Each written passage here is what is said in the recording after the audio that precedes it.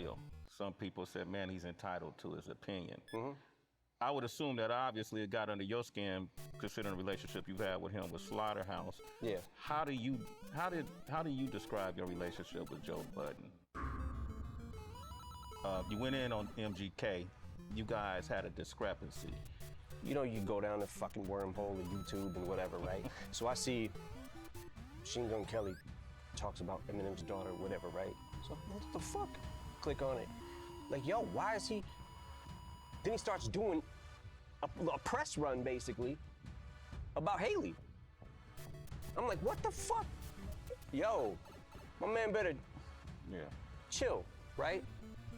So that's not why I dissed him. The reason I dissed him is actually a lot more petty than that. Now I'm in this fucking weird thing because I'm like, I gotta answer this motherfucker.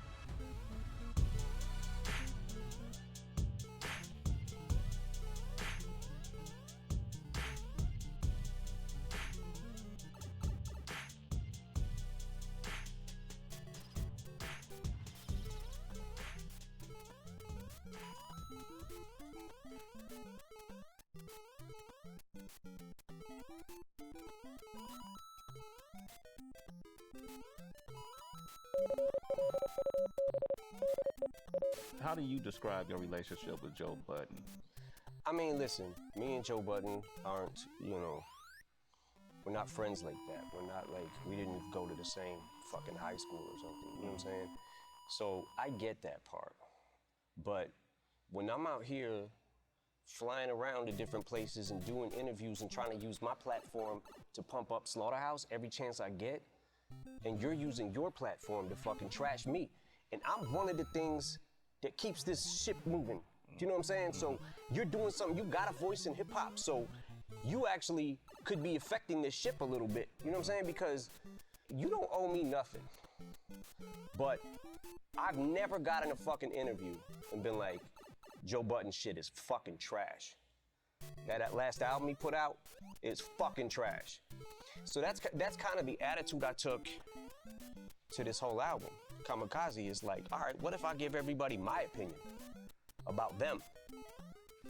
But look, I want to talk about Slaughterhouse because there's a lot of, including myself, people that really feel like the Slaughterhouse saga was unfinished. You know, I know there's a Glass House album that was pretty much completed but never released, right? Where we had left it about 2 years ago was everybody came in and some of the guys in the group picked certain beats, some of the guys didn't feel those beats, so they liked the other beats. And there was definitely enough songs to put an album out, but for the most part, it wasn't a complete picture because everybody wasn't on the same page of what their favorite songs were. So I thought they were gonna go back home, regroup, and try to make a few more songs. I didn't hear anything from that, and then at that point I started getting really deep into Revival. You know, I was recording every day. So a couple months go by, and from what I understand it to be, what I was told, I didn't hear this firsthand, but Joe said, Slaughterhouse ain't hot right now, we don't have a buzz, we need to put out a mixtape. From that point, everybody started branching out. Royce went and did his album, Prime. Like, everybody started doing their own kind of solo shit. So I thought they were just happy with that.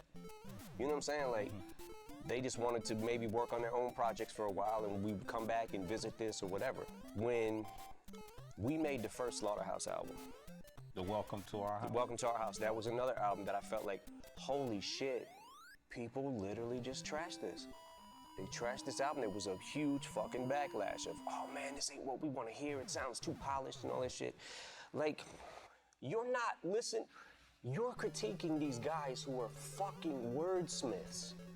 Do you know what I'm saying? Like, so there's a certain type of person that, oh man, I only like the beats. There's a certain type of person that will lean towards lyrics more. There's a certain type of person that will lean towards a voice more, they like better. You know what I'm saying? Like, everybody leans towards their own thing, but I was just like, holy shit. Because to me, the beats were crazy on that album.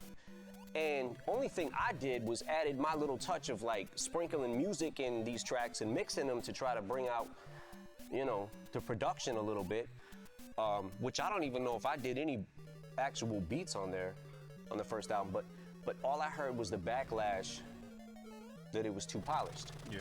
So we said, okay, let's do another album, and then you guys do what you want to do with it.